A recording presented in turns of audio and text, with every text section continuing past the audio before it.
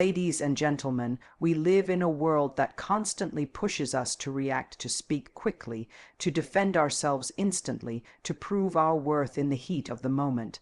Emotions run high, triggers surround us, and yet there's something far more powerful than the loudest voice in the room. It's the quiet confidence of emotional control, the ability to feel everything and still choose how you respond. Tonight, we're not just talking about confidence as the world defines it, we're talking about a new kind of confidence. One rooted in self-awareness, one that doesn't need to be loud to be felt, one that comes from mastering yourself, not controlling others. Let's talk about why emotional mastery is the new confidence and how it will change the way you lead, love, and live. Calmness is often misunderstood. People confuse it with weakness, indifference, or emotional numbness, but real calm, the kind that comes from self-awareness and inner strength, isn't passive at all. It's not about avoiding conflict or pretending things don't bother you.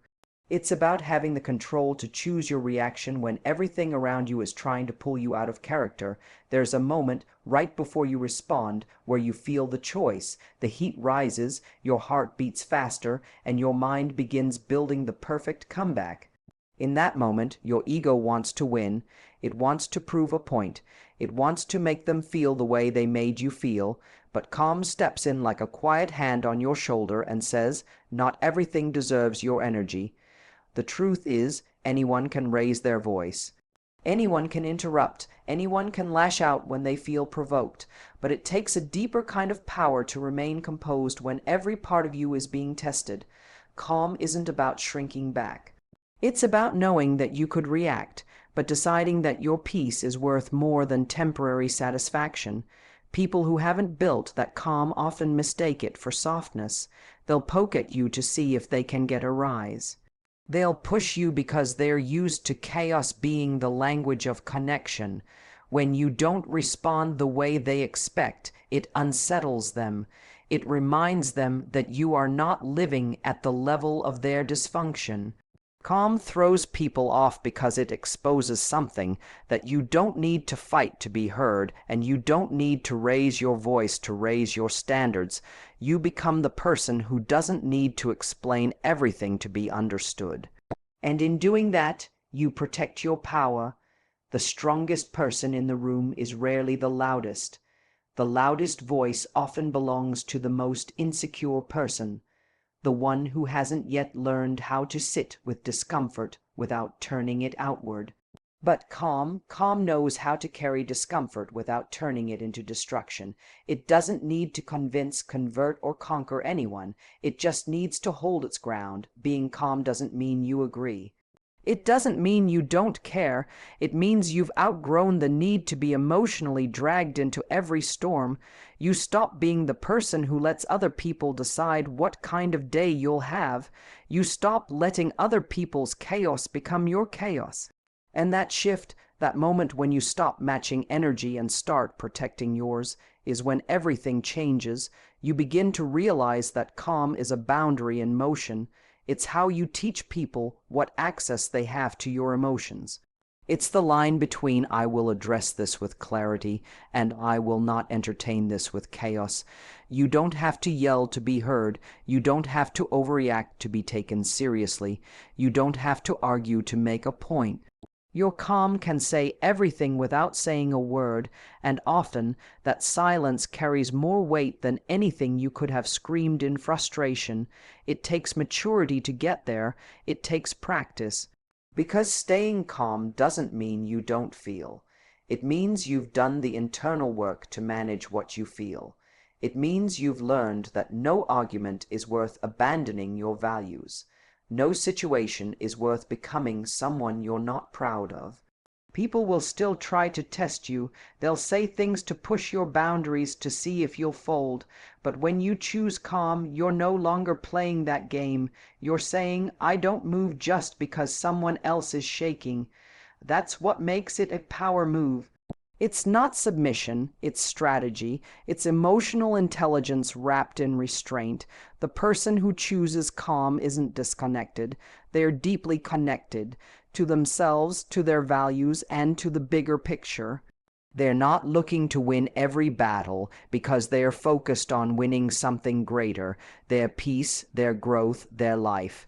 So when someone tries to provoke you, when they expect the old version of you to show up, there's power in surprising them with stillness. There's impact in being unmoved, not because you don't care, but because you care more about what's ahead of you than what's trying to drag you back. Calm isn't about staying small, it's about standing taller without making noise. And once you master that, no one can take it from you. There will always be moments in life when something hits a nerve, someone says something disrespectful, someone crosses a boundary. Someone makes a comment that feels so personal, so sharp, that it stirs something in you that wants to immediately defend, explain, attack, or retreat. That's the trigger. That's the emotional alarm bell ringing, telling you, react now, protect yourself, prove your point. But here's the thing. Just because something triggers you doesn't mean it's worth your energy. Not every trigger deserves your voice, your presence, or your emotional investment. Some people aren't trying to connect, they're trying to control. They poke your sensitive spots not because they want understanding, but because they want to disrupt your sense of power. If they can get a reaction out of you, they feel they've won something, they feel relevant. So every time you give into that urge to snap back, to retaliate, to argue with someone who has no genuine interest in your truth, you're handing over a piece of your peace, and piece by piece it drains you. You start living reactively, not intentionally. You stop leading your emotions and start following them. The real strength is not in denying that you feel triggered, it's in learning to pause. That pause is everything. That's where your power lies. It's in the decision not to let someone else's behavior dictate your identity. You can feel something intensely and still choose not to act on it impulsively. That's self-leadership. The moment someone figures out what gets a rise out of you, they know how to manipulate you. They know what to say, what to suggest, what to question in order to get under your skin. But when you stop responding to every trigger, you break the cycle. You show them, and yourself, that you've grown, that your emotions are not a toy for someone else to play with. You don't have to respond to every false accusation. You don't have to defend yourself to people who are committed to misunderstanding you. You don't have to engage in conversations that are designed to drain you, not enlighten you. And here's something that people don't talk about enough. Sometimes the trigger isn't about them, it's about you. It's about an old wound, an old belief, an old version of you that still feels unfinished. Triggers are messengers. They point to places that need attention. But attention doesn't always mean reaction.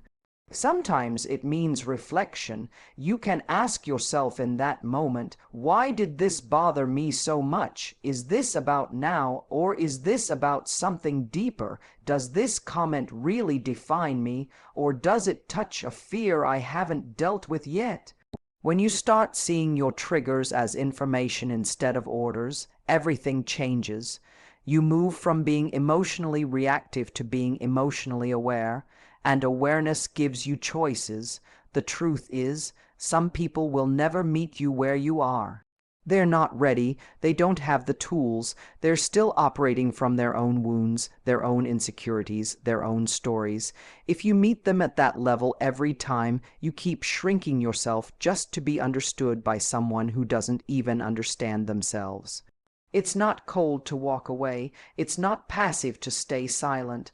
Sometimes the most powerful thing you can do is not give someone the reaction they expect, to hold your dignity when they try to take it, to protect your calm when they're looking for chaos. Not every conversation is worth having.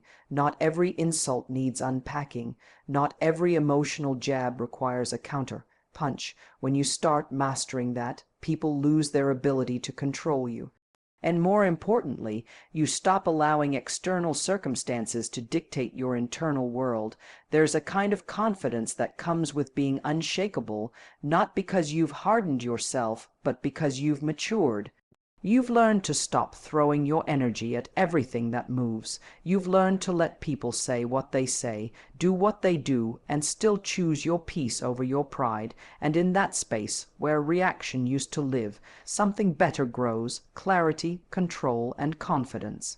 All built not on the absence of triggers, but on the wisdom to know which ones no longer deserve a response. There's a reason someone can say the exact same words as another person, and yet only one of them cuts you. It's not just the message, it's the energy behind it. People don't just speak from logic, they speak from pain, from stories, from wounds that haven't healed yet, and when they haven't made peace with their pain, they throw it at the nearest target. Sometimes that target is you.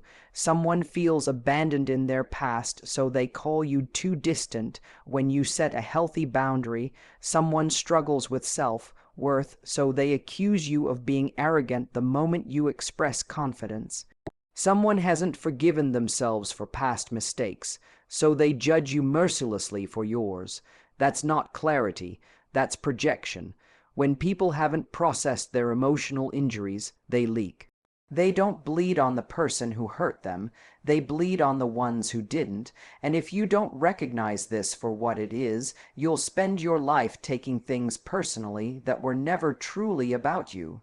You'll start dimming your light so others don't feel insecure around you.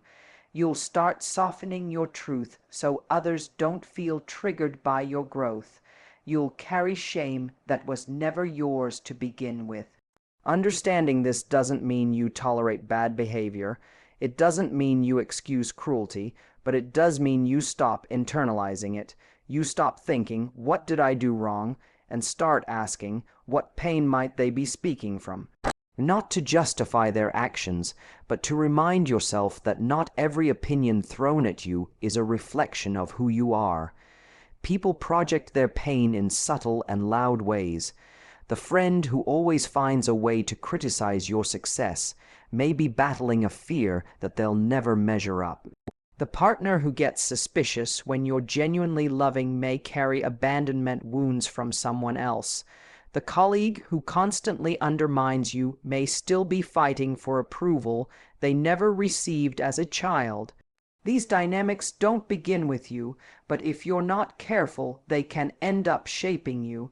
That's why emotional boundaries matter. You need to know what's yours and what isn't. You can listen without absorbing. You can observe without reacting. You can care without carrying. That's emotional maturity. It's the ability to be close to someone and still not lose yourself in their chaos. Sometimes the best thing you can do for someone is not fix them, not explain yourself endlessly, but simply refuse to take on the role they're casting you in. Because when someone is projecting, they don't see you. They see their story, their past, their fear, and your job is not to play along. Your job is to stay grounded in who you actually are, not who their pain tells them you must be. You might hear things like, "You don't care," "You're selfish," "You're cold." Just because you've decided to stop overgiving, you might hear "You've changed," because you no longer abandon yourself to please others, and you might be called too much or too sensitive, simply because you now have the courage to name what hurts. But remember, these people are allowed to be hurt. They're allowed to have their experiences. What they're not allowed to do is dump it all on you and expect you to carry it. You are not their mirror. You are not their emotional landfill. You're a whole person with your own history, your own growth, your own limits. Let them project if they must. Let them misunderstand you. Let them call you what they need to make sense of their pain. And you stay still, you stay clear, you stay kind, but firm, because when you don't take the projection personally, you stop the cycle, you stop the emotional tug-of-war, you stop letting someone's unhealed wounds drag you into proving your innocence over and over again. You begin to realize that some people don't want truth. They want comfort for their pain, and if blaming you gives them that, they'll do it without thinking twice. You don't owe anyone your identity just because they're uncomfortable with theirs. You don't need to absorb someone's unhealed story to stay connected. Real connection begins when both people take responsibility for their own pain. Let them project, but don't let it land. You have the right to stand in your truth, even when someone is standing in their trauma. We've been taught that confidence is loud, that it walks into the room and makes sure everyone knows it arrived, that it never doubts, never breaks, never hesitates. But the truth is, real confidence looks a lot quieter than we think. It's not about who talks the most, or who wins the argument, or who gets the most attention. It's about who stays grounded when emotions run high. That's where emotional mastery comes in. Emotional mastery is the ability to feel deeply without being driven blindly. It's not that you don't feel anger, fear, rejection, sadness. You feel all of it, but you no longer become it. You no longer let every emotion choose your words, your tone, your next move. You know how powerful that is. Anyone can look confident when everything's going well, when they're being validated, praised, accepted. But real confidence shows itself when things go wrong, when someone criticizes you unfairly, when someone pulls away without explanation, when someone tries to push you back into the old version of yourself. In those moments, the person with emotional mastery doesn't crumble. They don't collapse into over-explaining, begging, arguing, proving, or chasing, because they understand something. Not every emotion needs to be indulged, and not every reaction needs to be voiced. As you move through a world that constantly demands your reaction, remember this: your power isn't in how quickly you respond, but in how consciously you choose if you respond at all. Emotional mastery doesn't mean you never feel, it means your feelings don't own you. Confidence isn't just about how you walk into a room. It's about how you carry yourself when that room tries to shake you. Let your calm speak louder than chaos. Let your clarity drown out confusion. And let your emotional control be the quiet force that leads you forward with purpose, with peace, and with unshakable strength. Thank you.